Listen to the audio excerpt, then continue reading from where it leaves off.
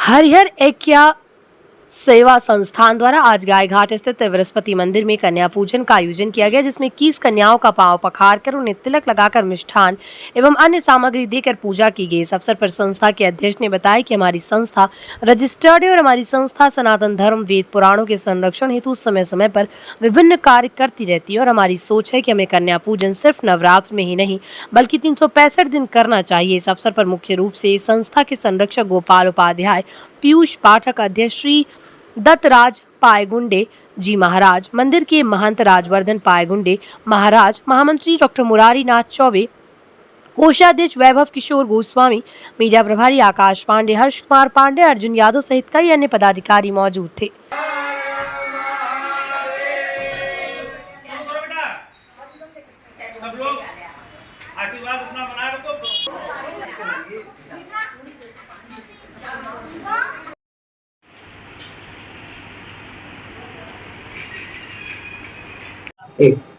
नमस्कार, अभिषेक दुबे, समाचार दर्शन टीवी 24।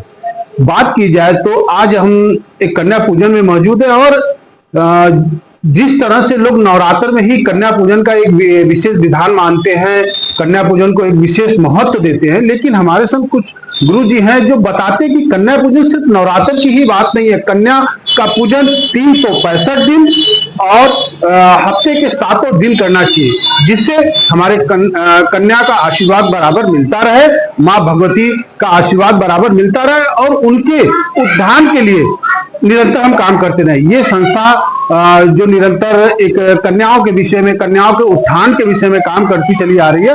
और आज हम बात करते हैं गुरु जी से कि इनकी संस्था कन्याओं के विषय में क्या विशेष काम कर रही है और क्यों नवरात्र बाद ही ये कन्या पूजन किए हैं। गुरु जी नमस्कार, हमारे चैनल में आपका स्वागत है। धन्यवाद। गुरु जी, बात की जाए तो लोग अधिकतर नवरात्र में ही कन्या पूजन करते हैं, लेकिन आपने नवरात्र बाद कन्या पूजन किया, इसका क्या विशेष महत्व है? समाज को एक संदेश हम इस संस्था के थ्रू, हरिहर ऐक्य सेवा संस्थान, हम लोग कन्या के ऊपर, बालकों के ऊपर और भी बुजुर्गों के ऊपर हमारा प्रस्तावित कार्यक्रम चल रहा है, विचार भी हो रहा है, होगा भी, अभी नहीं है संस्था, लेकिन विशेष तौर से लोग नवरात्र में ही कन्या पूजन करते हैं। हम यह संदेश देना चाहते हैं कि केवल नवरात्र ही कन्या पूजन के लिए मान्य नहीं है। आप 7 दिन 365 दिन कन्या का सम्मान करिए, उनकी इज्जत करिए, उनका रक्षण करिए, क्योंकि वो कन्या हमारे देश की और हमारे लिए प्रकृति के स्वरूप मानी जाती है, देवी का स्वरूप मानी जाती है। तो उनको, उनके साथ कुछ गलत ना हो, उनके साथ कुछ इस तरह से ना हो और उनका सम्मान बना रहे, तो आप केवल नवरात्र में ही उनका पूजन मत करिए और बाकी दिन उनको ऐसे ही छोड़ दीजिए, ऐसा नहीं चलता। गुरु जी, कौन सी संस्था ये निरंतर काम कर रही है और संस्था का मेन उद्देश्य क्या है? संस्था हमारी हरिहर ऐक्य सेवा संस्थान है। धर्म अध्यात्म के संरक्षण के लिए यह संस्था का हमने निर्माण किया है और इसके हम संयोजक अध्यक्ष भी हैं और ये हमारे कोषाध्यक्ष हैं। इसमें हमारे संरक्षक पीयूष पाठक जी, गोपाल शंकर उपाध्याय जी। कन्याओं के विषय में ही, कन्याओं के उद्यान के विषय में ही बात होगी या ये संस्था काम करेगी कि एक जो हमारा सामाजिक स्तर का जो विशेष मुद्दा होता है उस पर भी काम करेंगे? नहीं, हम लोग सामाजिक स्तर में, अब जैसे कि अभी पिछले बार हमने जो है हमारे यहाँ शिव पुराण का कथा हुआ था, उसमें भी हम लोग भागीदार किए थे और भी समय समय पर संगीत का कार्यक्रम करवाए थे। तो इस तरह से जहाँ जरूरत होती है या जो भी हमारे यहाँ संस्था में प्रस्तावित होती है, हमने आपको बताया, हमको 32 पॉइंट ऑफ व्यू पर हमको जो है बहुत सी सरकारी योजनाएं हैं। कुछ मुख्य बिंदु में 32 पॉइंट का जो दर्शकों को बताइए। जिसमें हमारा जो है कन्या के लिए निःशुल्क शिक्षण, लड़की और लड़कों के लिए गुरुकुल का जो है निर्माण करना, उनके लिए हम लोग प्रयासरत हैं और उसमें उनको सारे प्रकार की जो है शिक्षा हम जो देना चाहते हैं, वो जो जिस विषय में पारंगत होना चाहते हैं उसको, वो सब्जेक्ट पर हम आगे लेकर के उसको चलेंगे और ये हमारा अभी आगे में प्रस्ताव हमारा है। समाचार में आपने लिखा भी है, समाचार में आपने दिखाया है कि कन्याओं को हम सशक्त बनाना चाहते हैं, कन्याओं को लाठी डंडा जो शस्त्र अस्त्र चलाना, उसको भी क्या, उसके लिए भी कोई आगे का प्रोग्राम? हाँ, उसके लिए हम लोग प्रयासरत हैं कि जहाँ हमको जगह मिलती है या इस तरह से कोई गुरुकुल या कोई स्थान मिलता है या कोई संस्था, कोई दानदाता या कोई इस तरह से आगे आता है, तो हम आत्मरक्षण के लिए कन्याओं को जो है डंडा चलाना, तलवारबाजी सिखाना, अन्य जो है जो कलाएं हैं या जूडो कराटे है, ये सब आत्मरक्षण के लिए आज के परिवेश के लिए लड़कियों को हर क्षेत्र में आगे बढ़ रही है। तो इसमें वो क्यों पीछे रहे? क्या वो फ्री ऑफ कॉस्ट रहेगा कि उसका भी कोई शुल्क लिया जाएगा? नहीं, अभी तो देखिए ऐसा है कि शुल्क का तो हम लोग नहीं दिमाग में लेके चल रहे हैं।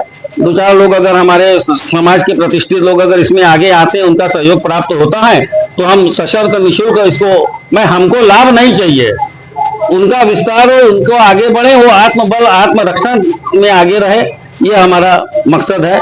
लेकिन सरकार की बात की जाए तो सरकार कन्याओं पर विशेष बात करती है। सरकार कहती है कन्या बेटी पढ़ाओ बेटी बचाओ, ये सब बहुत ही चीजें निकल रही हैं। तो इसमें क्या वाकई सरकार इस पे काम नहीं करे कि क्या नाम है, सरकार के ऊपर और ध्यान आकर्षित करना है? नहीं, सरकार अपना काम, देखिए सरकार को अपना जो काम है सरकार कर रही है। बहुत सी चीजें ऐसी होती हैं कि संस्थाओं को सरकार के पास लेकर के जाना चाहिए और उनसे प्रस्ताव लेकर के, भाई सरकार तो हर जगह उपलब्ध नहीं न रहेगी, वो सपोर्ट आपका करेगी और उस जगह पर सरकार जब सपोर्ट करेगी तो इसी तरह हम लोग अधिकारियों से ऊपर बात करेंगे, मंत्रियों से बात करेंगे और इस प्रस्ताव को हम लेकर के आगे चलेंगे। और जहां तक हमको उम्मीद है कि हमको सफलता मिलेगी, क्योंकि एक अच्छा कार्य हम लोग करके चल रहे हैं और आपके मीडिया के द्वारा भी जो इसको प्रसारित किया जाएगा। आप कोषाध्यक्ष हैं और बात की जाए तो कोई भी काम शुरू करने से पहले पैसे की बहुत बड़ी महत्व होती है। पैसा ही बहुत बड़ी चीज होती है, चाहे वो कोई भी काम हो। तो देखा जाए तो ये संस्था अभी बहुत पुरानी भी नहीं है, तो क्या आगे की क्या व्यवस्था है, किस तरह से कन्याओं को आगे बढ़ाएंगे आप?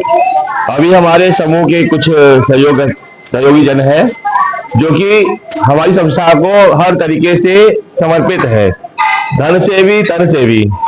और हर कोई चाहता है कि हमारे देश में कन्याएं सुरक्षित हो, शिक्षित हो, ताकि आजकल जो गलत विचार चाहे कन्याएं भी कर रही हैं तो भी केवल अशिक्षा के कारण से, और जो पुरुष भी कर रहे हैं अशिक्षा के कारण से। तो कन्याएं हर प्रकार से मानसिक रूप से भी स्वस्थ हो, शारीरिक रूप से स्वस्थ हो, पढ़ी लिखी हो, ताकि एक अच्छे राम राज्य की जो कल्पना है उस निर्माण में कन्याओं का पूर्ण योगदान प्राप्त हो।